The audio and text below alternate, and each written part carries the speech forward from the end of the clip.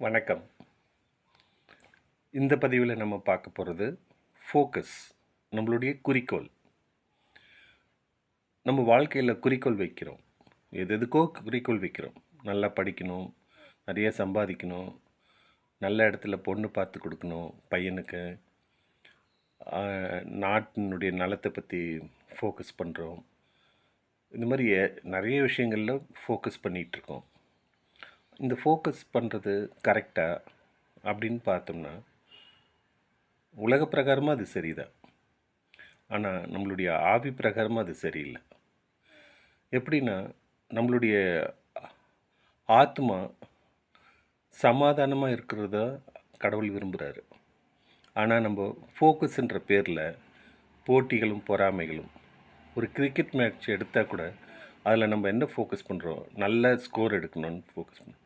அப்போ எதிராளி தோக்குறானன்றதை பற்றி கவலை இல்லை. நம்மளுடைய எய்ம் நல்ல ஸ்கோர் எடுக்கணும்.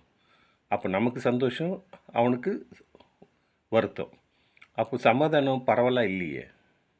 சமாதானம் பரவலாக இருக்கணும்னா நம்மளுடைய பார்வையே, நம்மளுடைய கண்ணோட்டமே மாறிடும். இப்போ ஒன்றும் இல்லை, ஒரு பிச்சை எடுக்கிற ஆள் எதை பற்றியும் கவலைப்பட மாட்டான். அவனுக்குன்னு எந்த ஃபோக்கஸும் இருக்காது, எந்த குறிக்கோளும் இருக்காது. ஆனால் அவன் மனசில் சமாதானமாக இருப்பான். அவன் தனியாக இருக்கிறான். அவனுடைய ஆவி தனிமையான ஆவி. அதனால் அவனுக்கு வேண்டியதை சாப்பிட்றான், வேண்டிய இடத்துல படுக்கிறான், அப்படி போயிட்டுருக்கான். அந்த மாதிரி நான் இருக்கணும்னு சொல்ல வரல.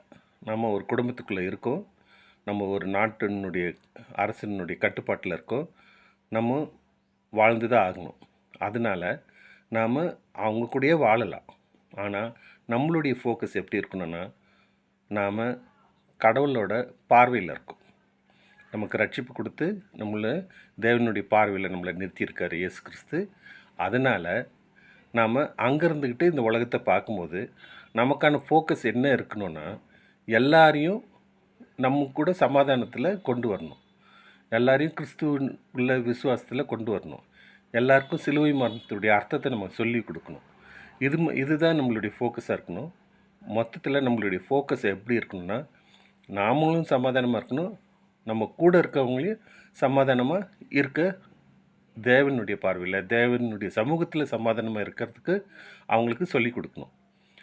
இதை தான் நான் ஃபோக்கஸாக பார்க்குறேன். இதை தான் நான் என்னுடைய குறிக்கோளாக பார்க்குறேன்.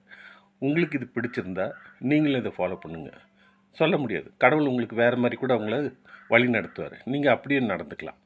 நன்றி, வணக்கம். அடுத்த பதிவில் பார்க்கலாம்.